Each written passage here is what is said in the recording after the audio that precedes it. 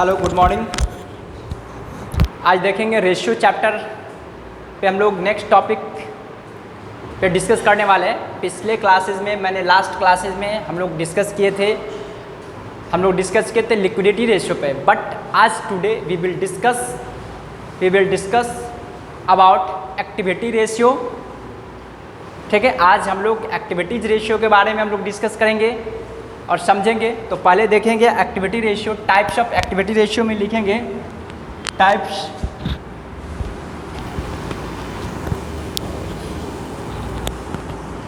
Of activity ratio. ठीक है, तो देखेंगे एक्टिविटी रेशियो में क्या क्या आता है। पहला आएंगे आपको inventory,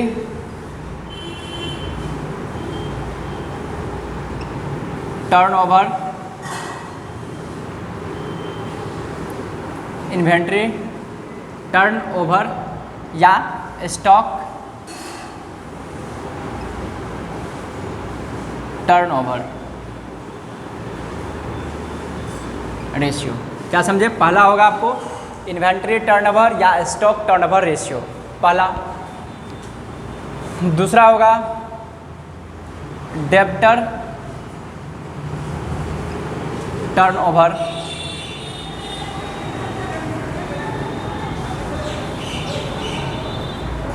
over ratio.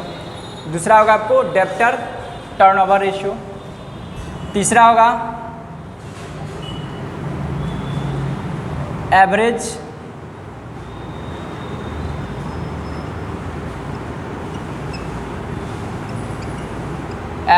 Collection period.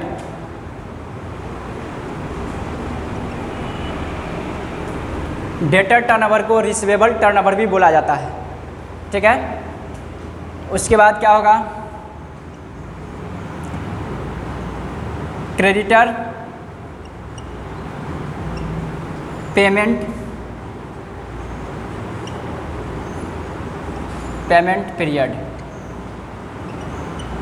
Creditor को जो पेमेंट करते हैं उसको turnover.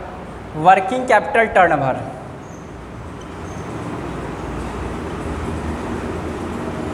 Working capital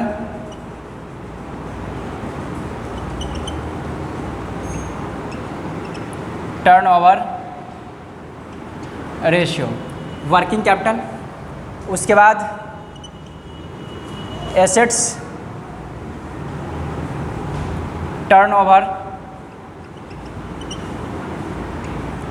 turnover ratio. ठीक है ना? आप देखेंगे ये सब आपको एक्टिविटी रेशियो हुआ और इसको टर्नओवर रेशियो भी बोला जाता है। टर्नओवर रेशियो में हम लोग बेसिकली क्या करेंगे, तो ये बेस्ड ऑन COGS पे होता है। यहाँ मैं लिख देता हूँ बेस्ड ऑन COGS बोले तो कॉस्ट ऑफ गुड्स सोल्ड। मतलब ये यहाँ पे जो भी फार्मूला आने को है तो COGS में जिसका फार्मूला पूछेगा उससे मैं डिवाइड करूँगा, बट एक्सेप्ट सिर्फ डेटर को छोड़ करके। डेटर टर्नओवर रेशियो में और डेटर कलेक्शन पीरियड में यहाँ पर COGS का यूजेज नहीं है, अदरवाइज सभी में यूज करूँगा मैं कॉस्ट ऑफ गुड्स सोल्ड का। आई होप कि आप लोग यहाँ तक समझ गए होंगे। ठीक है, तो अब मैं डिस्कस करूँगा इन्वेंट्री टर्नओवर रेशियो पे।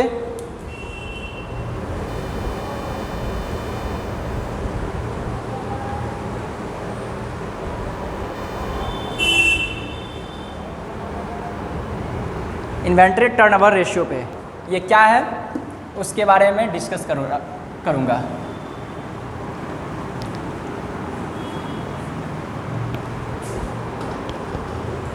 इन्वेंट्री टर्नओवर या डेब्टर स्टॉक टर्नओवर। देखिए, पहला है inventory turnover, inventory turnover ratio. Inventory turnover ratio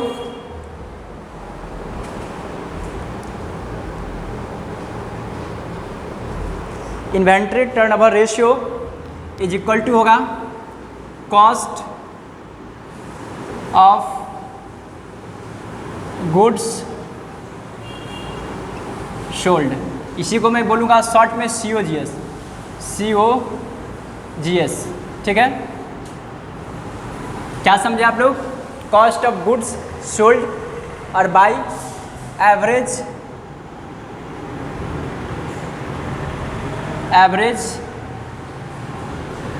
inventory या एवरेज स्टॉक, दोनों एक ही चीज़ होता है, एवरेज स्टॉक। आई होप कि आप लोग यहाँ तक समझ पा रहे होंगे, ठीक है। यहाँ तक समझ रहे होंगे इसका formula, cost of good sold by average inventory या स्टॉक, ठीक है। तो मार्कर में इसमें लोड कर ले रहा हूँ।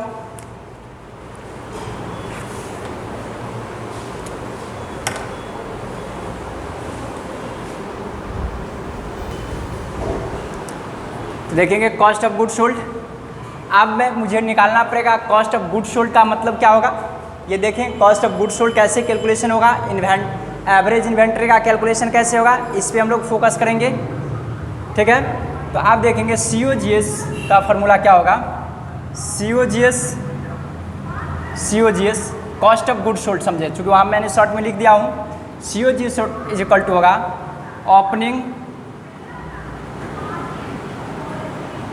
Opening stock plus purchase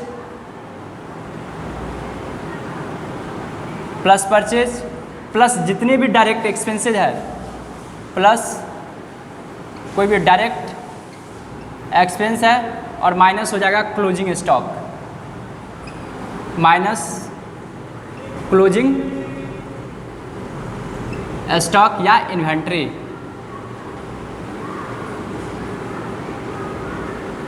inventory बोले और स्टॉक बोले तो एक ही चीज़ है, क्या समझे। COGS cost of good sold, COGS is equal to होगा opening stock plus purchase plus direct expense minus closing stock या इन्वेंट्री इज कॉल्ड COGS, मतलब COGS मतलब कॉस्ट ऑफ गुड्स सोल्ड। अब मुझे निकालना पड़ेगा एवरेज इन्वेंट्री। तो देखेंगे एवरेज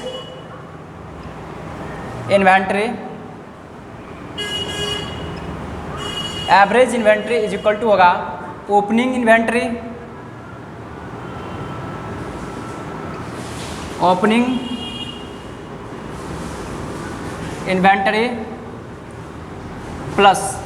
क्लोजिंग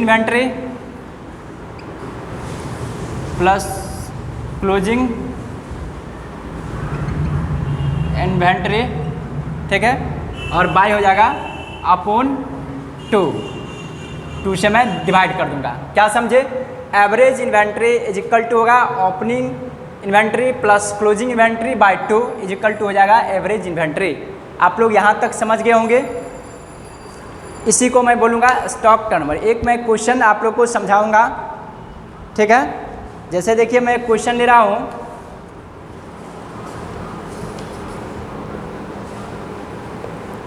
देखेंगे क्वेश्चन देखिए दिया हुआ है आपको, मैं क्वेश्चन दिखा दे रहा हूँ उसका फोटो। देखिए ये क्वेश्चन है, आप लोग इसको फोटो ले लेंगे। देखिए क्वेश्चन में कहता है from the following particulars calculate the inventory ratio for the year 2017-18, ठीक है। आप लोग देख पा रहे होंगे, ठीक है।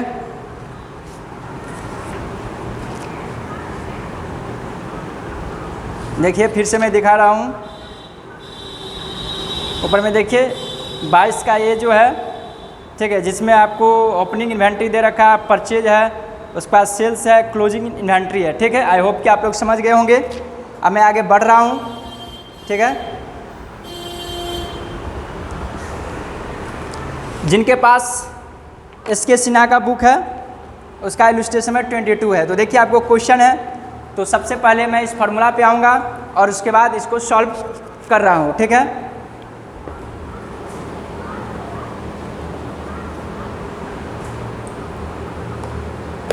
तो सबसे पहले मैं इसको मिटा रहा हूँ।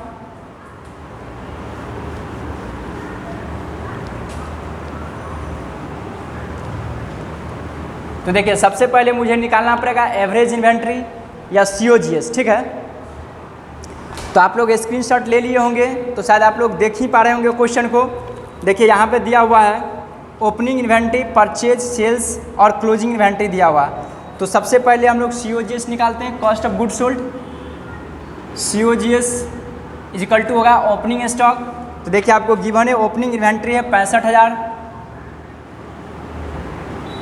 प्लस परचेज देखिए आपको ड्यूरिंग द ईयर में दिया हुआ 3,40,000, 3,40,000। उसके बाद माइनस क्लोजिंग स्टॉक आपको 50,000 दिया हुआ है। इसमें डायरेक्ट एक्सपेंस गिवन है नहीं, तो इसलिए उसको मैं नहीं लिखा हूँ। ये हो जाएगा, ऐड करेंगे तो 4,05,000 होगा, माइनस 50,000 इजिकल टू होगा 3,55,000 हो गया। ये आपको आ गया COGS। आप निकालेंगे average inventory.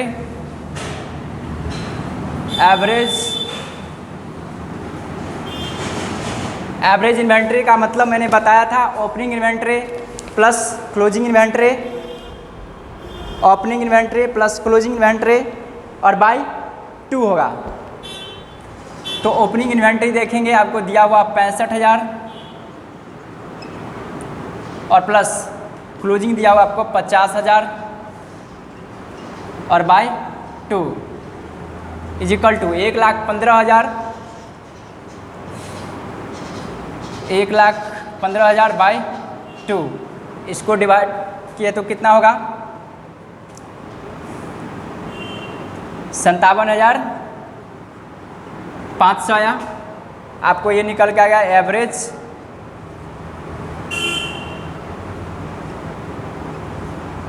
Inventory is equal to. अब हम निकालेंगे क्या चीज़, inventory turnover is equal to क्या होगा, COGS बाय एवरेज इन्वेंट्री। तो COGS आपको कितना निकला, 3,55,000 और बाय 57,500। इसको आप डिवाइड करेंगे तो डिवाइड करने के बाद देखें कितना आया, 6.17। इसको टाइम में जब भी लिखा जाएगा तो टाइम में लिखा जाएगा, टाइम आंसर। एक्टिविटी आप लोग समझ के चलेंगे, एक्टिविटी रेशियो जो भी होगा वो अक्सर टाइम में लिखा जाएगा। ये टाइम में लिखा ही जाता है, जो भी आंसर निकल के आएगा। आई होप कि आप लोग यहाँ तक समझ गए होंगे। मैं अब आगे बढ़ रहा हूँ, ठीक है।